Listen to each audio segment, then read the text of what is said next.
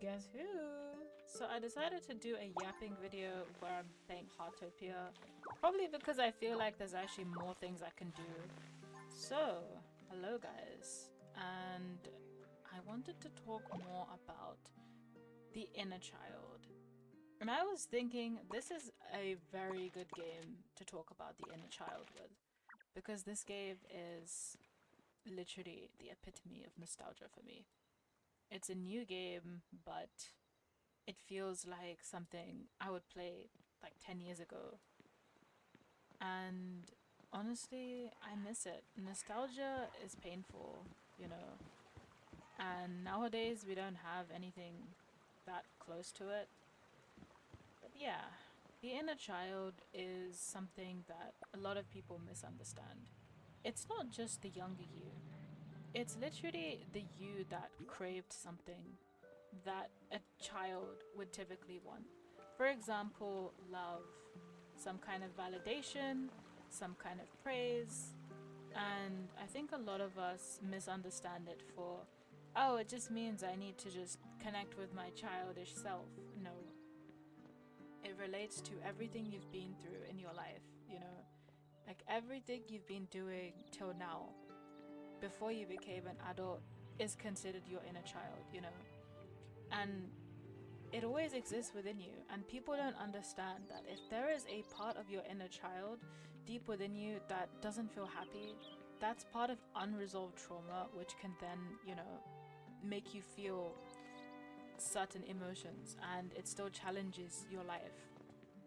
So, how I like to speak to my inner child is obviously gently. If you speak to your inner child or even yourself with harsh words, it's not going to help you. In fact, our mind and our body is much more alive than we give when we give it credit for, you know. Because all of these organs work together just to keep us alive. We don't even ask for it. This is just how things are. Like all of these organs, the major organs, you know, all the vital organs, they work together to keep us alive. All of the veins that connect to give us oxygen, they keep us alive, you know, red blood cells, white blood cells, you know, fighting diseases, you know, defeating pathogens, all of these, and creating antibodies, etc. All of these things are just proof that our body wants to live and wants to protect us. And just think about it. When we go through our lives, we neglect it. And we start to feel like we don't even deserve this. And yet our body still continues to beat for us. So, what is it like with the inner child? Maybe a part of yourself from when you were younger wanted something and you didn't get it. Maybe someone made a comment on your appearance, maybe someone made a comment on how you are, but usually what I like to do is rewrite stuff. So if I used to be insecure about things as a kid, like my appearance, for example, I literally come from a South Asian family. And this doesn't have to be immediate, but lots of people have opinions on how you look. And I'm sure a lot of people know what I mean by that. You don't even have to be Asian, but you just know. People comment on your looks, your body, like it's nothing, okay? And I went through a really bad phase where I had acne for a long time, and people would ridicule me for that. Thankfully, now my skin is so much better, but that's the thing. People didn't really compliment me afterwards for getting rid of it. It's just when I started to get breakouts post, you know, um, getting my skin back to normal, that's when they said, oh, it was fine before, but why did it grow back, you know? And I'm just thinking, you never said it was fine. Anyway, just things like that contributes to our inner child. Do we look a certain way? Do we... Where's Atara? Honestly, I can't find him. Um, like seriously, doesn't it give me a tracker usually? But yeah, guys, we just need to understand that for things to work out in our lives, we have to rewrite some things. You know, when I was a kid, I was so insecure about being a certain way. And then when I grew up, I decided to rewrite it. I decided if my younger self um, felt insecure with a certain length of hair, maybe I would change it now, you know. And it gives me so much justice now. Or maybe as a kid I was dressed a certain way, and if I dress that way again, I'm not talking about picture perfect same clothes, because some of us won't even fit into what we wore back then. It's just a way to revisit, except you have a better outlook of yourself. Maybe you tried something like a hobby and you sucked at it, and now you come back to it and you love it, and you congratulate yourself for actually trying. So I've been really connecting with my inner child last year and this year, especially because I've been through so much, and it's just made me feel like I needed to connect with a deeper version of myself. And I get emotional when I think about the things I used to go through as a child. And people get this really, really wrong. It doesn't have to be abusive, it doesn't have to be incredibly traumatic. Whatever you go through, and if it makes you cry or if it makes you think a certain way, it, what's the word? You're just gonna think that it's valid, okay? However you feel, it's valid. Even if you're thinking it's trivial in the eyes of some, yeah, but your feelings are valid, and that's another thing I like to tell myself. Occasionally, I like to watch shows I used to watch as a kid. I really love SpongeBob. If anyone is close to me, I still watch SpongeBob to this day, and I love watching it. And I used to watch it as a kid, and some people used to tell me that, okay, it's too childish, but you know what, I just don't care. Because it makes me happy. And now I redefine it, because back then, when I used to watch it, people told me I was too childish. But now, as an adult, I watch it, I still do, and I don't feel any shame. And that's me curing a part of my inner child, because I'm not listening to what people used to tell me. And another thing that I wanted to say is be really kind to yourself with how you speak. And this is again how you decide. Like, some people need to be extra baby mode. Some people have to be the really doting parent, like, oh, it's okay, I got you, that stuff. But for me, I need to be grounded with myself. I overthink the crap out of things so much where I can't sleep. And the only way to help me is to speak to my inner child. Obviously, say, you're fine, you're okay, you've been through worse, and you're strong. Like, I usually like to say things like that. And I've mentioned this in another video of mine, and it's worth mentioning EFT tapping. So I've been quite invested in that as well. So you basically find pulse points in your body. In fact, there are certain areas in your body as well where it recommends, if you look at EFT tapping, and you tap it around 5 to 7 times. There's no specific recommended number, but that's usually what I see. And you tell yourself affirmations of reassurance like, I love you, I love you, I love you, or you're fine, you're fine, you're fine. Sometimes I do it to my heart because that's where I feel the most anxious. So when I feel a lot of anxiety, right where I feel a lot of pain, it's usually in my chest, I just tap there and say, you're okay, you're okay, you're okay, you know. And the thing with EFT tapping is you want to try to be as optimistic as you can. Like, if you remind yourself of any anxiety, I know it sounds a bit idealistic, but this is calming yourself down during the moment, so you have to be idealistic.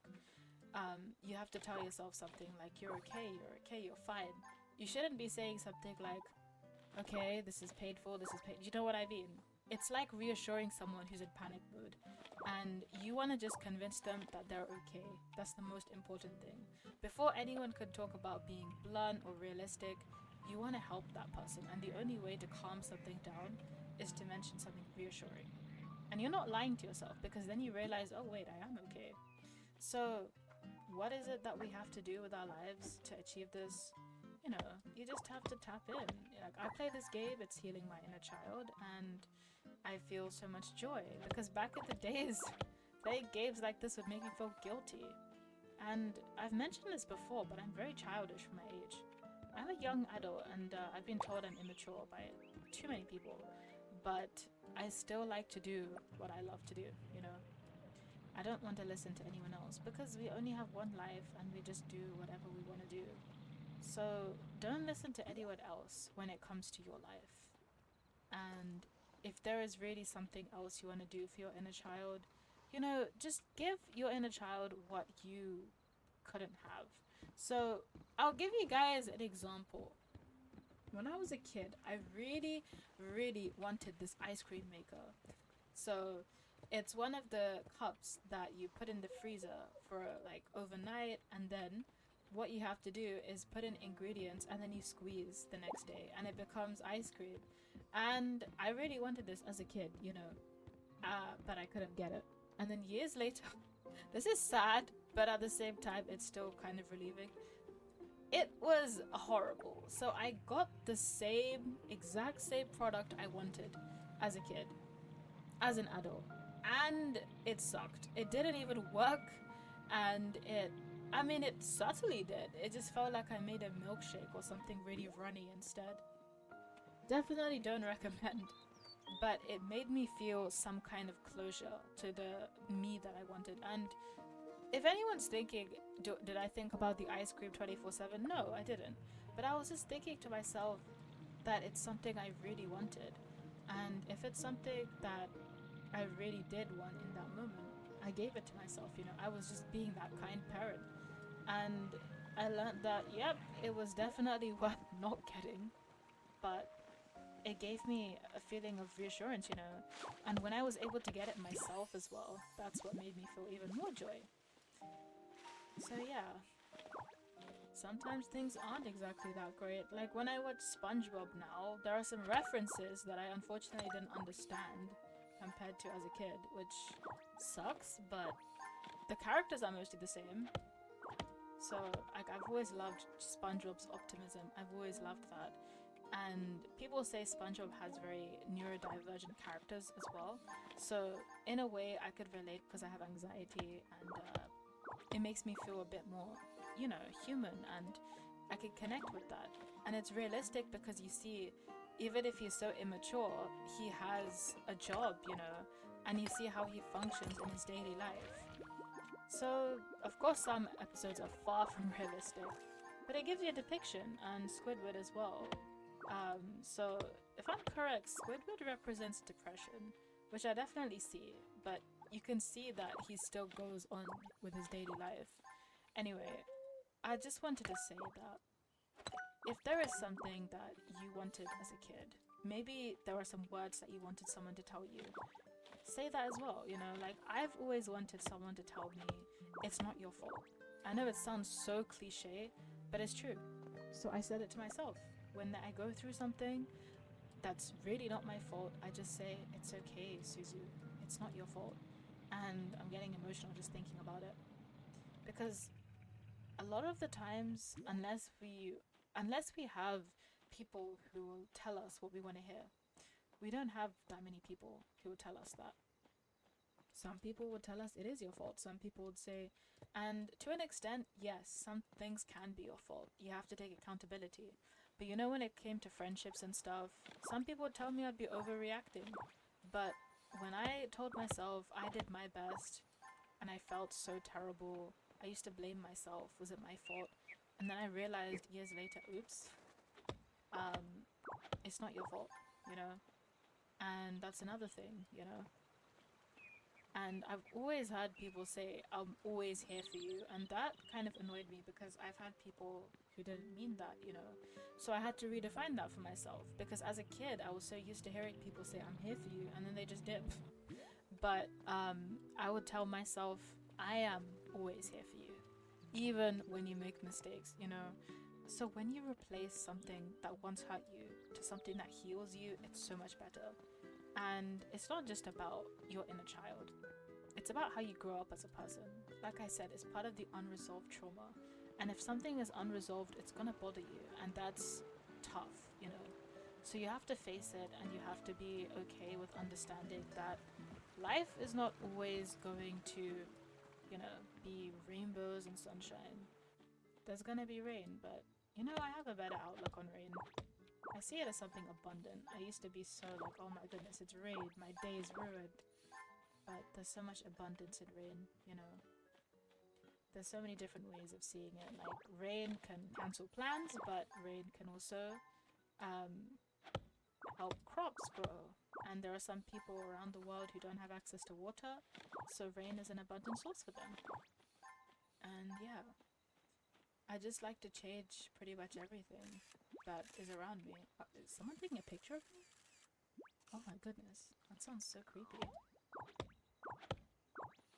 But yeah, guys, I don't know why I'm breaking down every single tree I see. It's just fun, I guess, collecting stuff because people always need um, blueberries, timber, and yada yada yada. But yeah, guys, it's just something that I really want to stress. Like, please look after the kid that's inside of you. Nurture her or him. Seriously, nurture them. Like, just understand that you're with yourself the rest of your life, okay? And if you don't protect what's within you, it's gonna affect your external. And a lot of people don't understand that if something is wrong inside, it's gonna affect what's outside as well. Because you can't function as a human if you can't control what's within you. You're gonna explode. So please take your inner child seriously. Talk to them with love. And even if you're thinking, how do I speak to my inner child? Just speak to yourself, you know, like how you would to someone you care about. And if you're someone who talks to their inner child already, or someone who familiarizes yourself, that's completely fine. Just be kind to yourself and understand that you deserve love.